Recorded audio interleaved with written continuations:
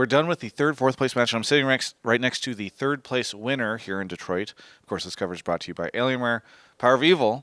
So after the first two games, I think everyone in the audience was expecting a 3-0, and then you guys complete the reverse sweep. So what do you think it was that allowed you to make the comeback in those next three games? Oh, I hold the mic. I've always held the microphone. Okay. What was that? Oh, I'm sorry. Because you guys were passing the microphone around during the press conference. Yeah. I got It's okay. debated. I got debated. Sorry. Okay. I would say the first mistake they did was leave Cookie open. Okay, yeah. I don't know. We just I feel like in Cloud9 was permabanned. They banned like every game besides that one, and I'm really confident on Ozzy Cookie that I can like hard carry. So I think another good thing was that we got Ruin on a strong carry like GP, and I think I was just trying to be confident, trying to make the plays in the early game with Cookie with the package, and I think we as a team had a really strong mental fortitude.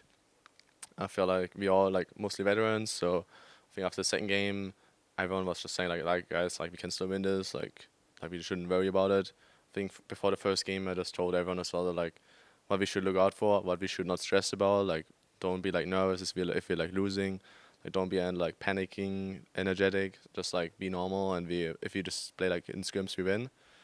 Didn't work out the first two games, but I think it worked out the last three games, so I'm happy about that. I know you mentioned this during the press conference, but just because maybe not everybody's watched that long video, a little bit of a shorter interview here. What was the reasoning behind the Diana pick? Because everybody kind of freaked out about that, but then it didn't seem like it worked out very well in game. So the idea is that Diana wins Kiana 1v1, and it wins the 2v2s normally in mid lane, but we fell behind. I think bot lane got solo kills, so they had like a lot of vision. I didn't really have timings to jump in, or like when I feel like I think they come against Aatrox top 2, so they're like double side lane winning, and that makes mid lane melee matchups really like annoying to play because you don't really get timings to like all in, and Kiana's like pretty safe, so like I need to actually like take an aggressive step forward more than him, and I wasn't really able to do that, and I think as I said in the press conference that Diana is the champion which is really snowbally, and Kiana's the champion which is really snowbally.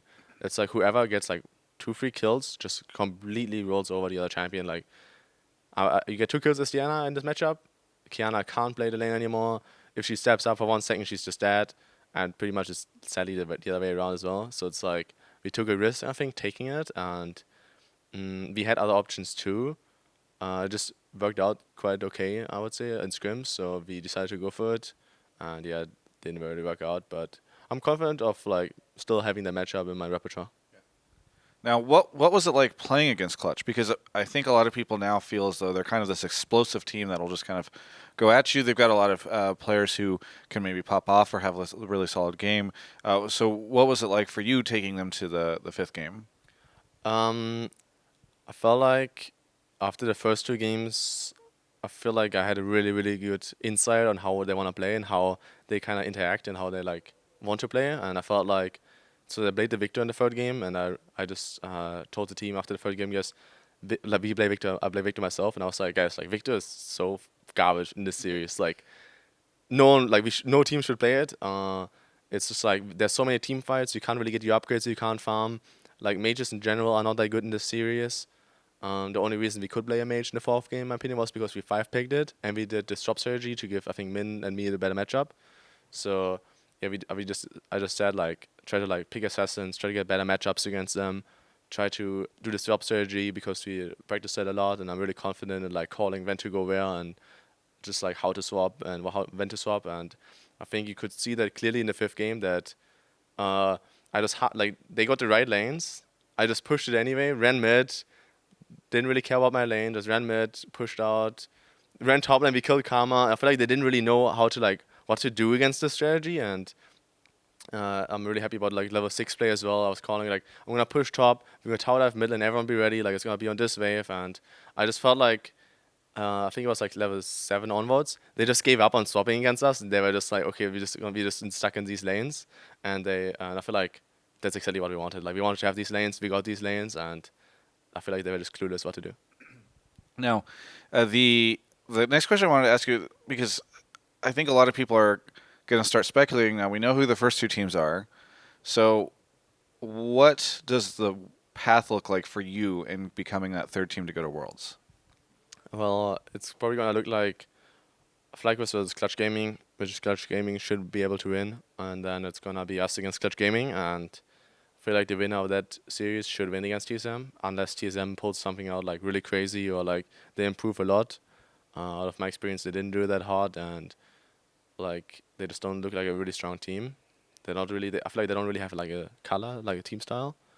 But like obviously, like I feel like you should never underestimate teams, and they will see a lot in the gauntlet. So let's say like Clutch Gaming like wins against us, they can see like 2 more best of 5. So they have a lot of info.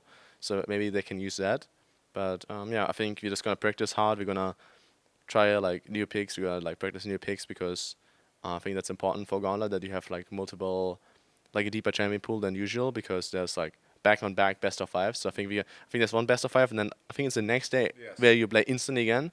So like you can't actually like like you have a week to prepare something. Like you need to have it both up. You need to have it all ready. So what's the confidence level that you have against Clutch right now? Because you just beat them in a best of 5, but based off of this path, it sounds like you'll have to play them again. I mean, you will unless FlyQuest beats them, right? So. I think we can beat them as we showed today. I don't think they're like easy because the first 3 games they capitalized on our mistakes, and I think they won the first draft as well. So yeah, we just need to fix the mistakes we did today.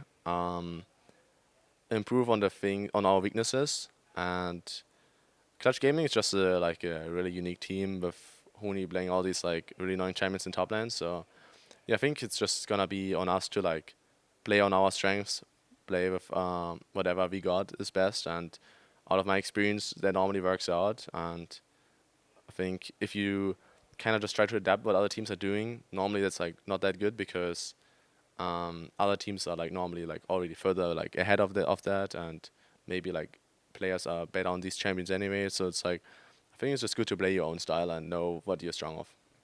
In your mind, does Worlds feel really close? I'm confident that we have a good shot at it. Like I feel like today, we proved that we can be the third best team, and if we can prove that in Gauntlet, we got it. Anything you want to say to any of the fans out there? Well, I want to say thank you for all the people who tuned in, saw that crazy series, and I was really grateful being back on the stage and showing what I can do. And yeah, I'm gonna try my best to get back to Worlds and do my best there. But hope shouldn't be too high yet. Gauntlet is first, and then we will see. Gotcha. Well, we will see in just a couple of weeks. Thank you so much for the interview, PowerofEvil, and for everyone else, you can check out the rest of my coverage of all things esports right here on my YouTube channel.